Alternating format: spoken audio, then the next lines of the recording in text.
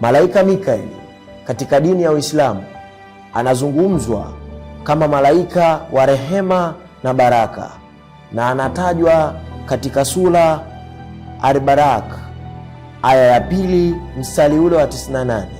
Akiwa miongoni mwa malaika wa heshima, ana jukumu la kuleta mvua, kuzuluku viumbe na kutekeleza amri za rehema kutoka kwa Allah, na ana jukumu la kuwabariki wana wa Mwenyezi Mungu kulingana na kudra za Mwenyezi Mungu mwenyewe. Katika Uislamu, malaika Mikaeli hana kabisa jukumu la vita wala kuhudumia mahitaji ya uhai kwa amri ya Mwenyezi Mungu. Katika muktadha wa dini ya Kiyahudi, Kikristo na Kiislamu, tunaona ni kwa jinsi gani malaika Mikaeli amezungumzwa kwa namna tofauti tofauti. Katika kitabu cha Henoko ambacho kimsingi katika Biblia kitabu hicho hakipo, ni sawasawa na kitabu cha Sira. Lakini leo katika historia ya malaika Mikaeli hatutazungumzia kitabu cha Sira, tutaangazia kitabu cha Henoko na kidogo tutagusia kitabu cha Tobiti. Katika kitabu cha Henoko, malaika Mikaeli anaonyeshwa akiwa miongoni mwa malaika wakuu 7, yani Gabrieli, Mikaeli, Rafaeli, Remieli, Urieli pamoja na malaika Ragueli. Anaonyeshwa akiwa ni miongoni mwa malaika wakuu 7. Walakini kuna baadhi ya mapokeo yanaonyesha kuwa malaika wakuu ni malaika 4. Lakini leo acha niweke bayana malaika hao 7 ambao nimekwisha kuwataja. Pia katika kitabu cha Henoko, malaika Mikaeli anaonyeshwa kama msimamizi wa rehema kwa wanadamu, na pia anaonyeshwa kama mpiganaji dhidi ya malaika waasi. Kwa lugha ya Kiingereza wanaitwa Watchers. Katika hili nitarudia ama nitarejelea ni kwa namna gani malaika Mikaeli alipigana vizuri na malaika Lucifer ambaye alitaka kujikweza na kuchukua utukufu wa Mungu na kisha kumshinda na kumtupa kuzimu, ambako historia inatuonesha kwamba hapo ndipo mamlaka yake ilipo. Lakini katika mwisho wa dunia atapokea adhabu pamoja na wafuasi wake wote. Katika kitabu cha Henoko pia tunaona kuwa malaika Mikaeli ni malaika mtekelezaji adhabu ya Mwenyezi Mungu. Pia hapa malaika Mikaeli anaonekana kama mshika haki ya Mungu, anawalinda wanadamu dhidi ya maovu yaliyoletwa na viumbe waasi, ikiwemo Lucifer ambaye kwa jina la urahisi ni mwovu shetani Ibilisi. Nigusie kidogo katika kitabu cha Tobiti.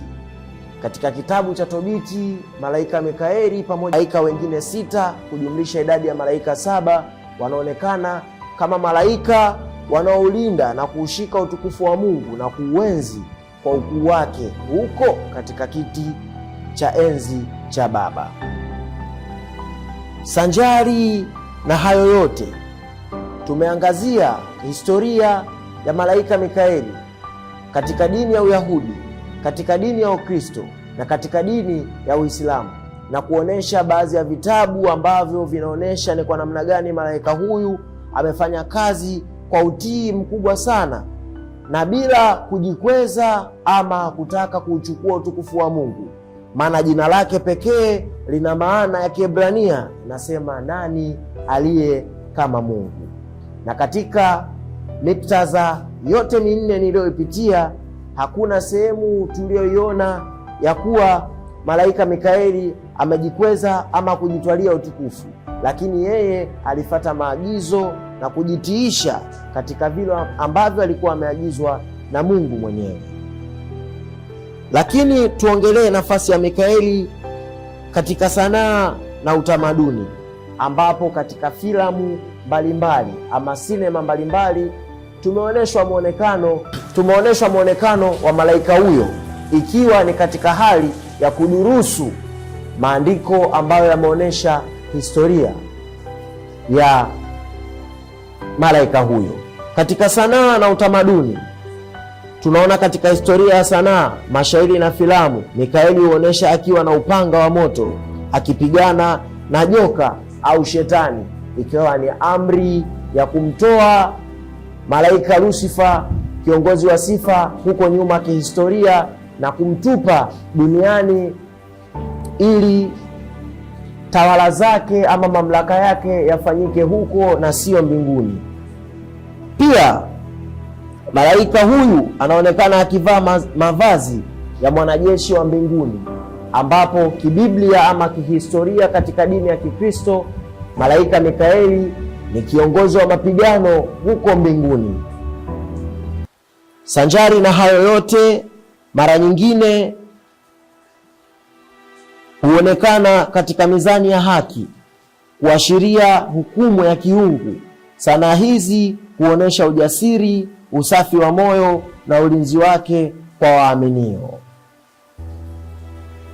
Kwa kumalizia na kuonesha ufupisho wa historia hii, tuone mafundisho na nini tunajifunza kulingana na historia hii. Kulingana na historia ya malaika huyu mtiifu na mwaminifu mbele za Mungu, inatufunza kuwa nasi tunapaswa kuwa watiifu mbele ya Mwenyezi Mungu kwa kufuatisha maagizo tunayopatiwa na Roho Mtakatifu kama msaidizi aliyoachwa na Yesu Kristo mara baada ya kupaa mbinguni. Nazungumza hayo kulingana na mafunzo kutoka katika dini ya Kikristo.